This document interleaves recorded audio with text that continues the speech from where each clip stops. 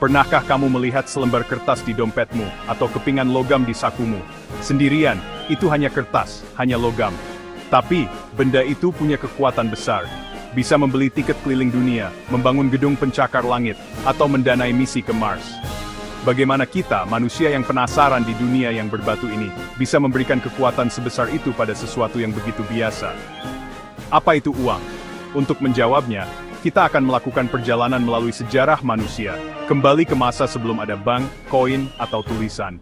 Kisah uang adalah tentang kita, kepercayaan, inovasi, dan kekuatan ide-ide bersama untuk membentuk dunia kita. Bayangkan kamu adalah manusia purba, pembuat tombak, yang menginginkan buah beri dari tetangga. Kamu punya tombak, dia punya buah beri. Bagaimana cara kalian berdagang? Pertanyaan tentang pertukaran nilai inilah benih dari mana uang tumbuh. Umat manusia menghabiskan ribuan tahun untuk memecahkan teka-teki ini. Setiap solusi membawa kita lebih dekat ke hari ini. Mari kita telusuri evolusi sebuah ide yang dimulai dengan pertukaran sederhana dan menjadi sistem global. Kita akan melihat bagaimana cangkang, logam, dan kertas menjadi simbol kepercayaan dan impian. Kencangkan sabuk pengamanmu.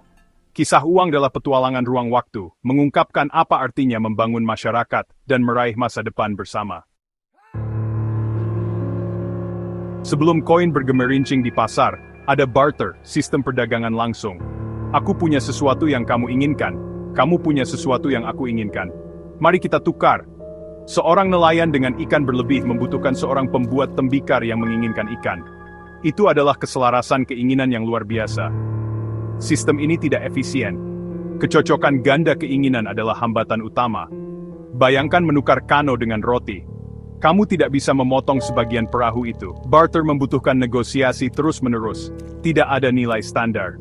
Menyimpan kekayaan tidak mungkin dilakukan jika kekayaan itu mudah rusak. Barter berfungsi di komunitas kecil tetapi memperlambat kemajuan seiring pertumbuhan masyarakat. Umat manusia membutuhkan peningkatan ekonomi. Dunia kecerdikan manusia akan menyediakannya. Untuk mengatasi ketidakefisienan barter, kita menemukan uang komoditas, barang-barang dengan nilai intrinsik yang digunakan sebagai alat tukar. Ternak, garam, biji-bijian, dan cangkang kerang menjadi standar nilai. Cangkang kerang tahan lama, mudah dibawa, dan pasokannya terbatas, membuatnya efektif. Tapi uang komoditas punya kekurangan. Sapi tidak bisa dibagi, dan biji-bijian itu berat. Meskipun lebih baik daripada barter, uang komoditas itu canggung. Umat manusia membutuhkan ide abstrak dan nyaman. Di Lydia kuno sekitar 600 SM, koin standar pertama dicetak. Orang Lydia mencetak elektrum dengan stempel, menyatakan berat dan nilai tertentu. Koin mengatasi masalah standarisasi dan kepercayaan, didukung oleh negara. Koin itu tahan lama, mudah dibawa, dan bisa dibagi, membuat perdagangan efisien. Ide ini menyebar ke seluruh dunia kuno, merevolusi perdagangan.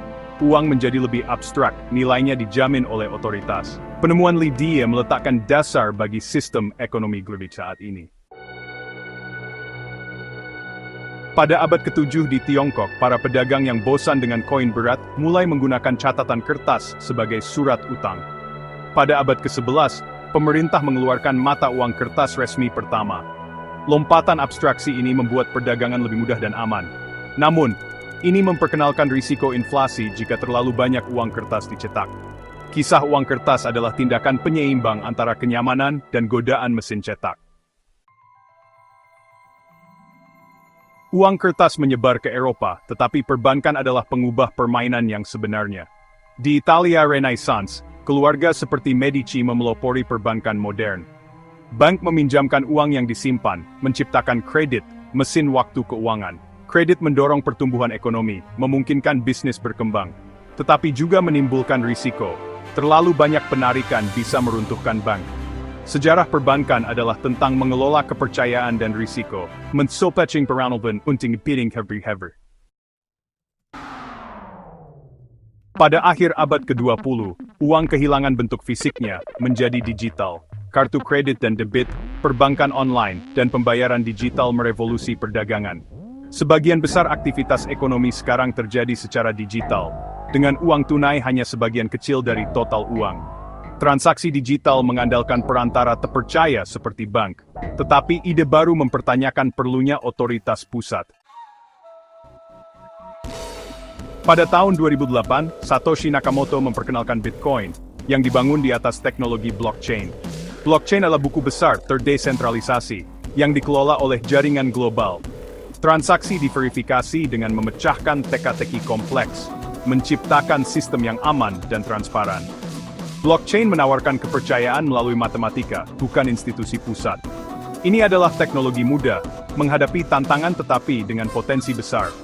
Blockchain dapat mengubah tidak hanya uang, tetapi juga kontrak, pemungutan suara, dan internet itu sendiri.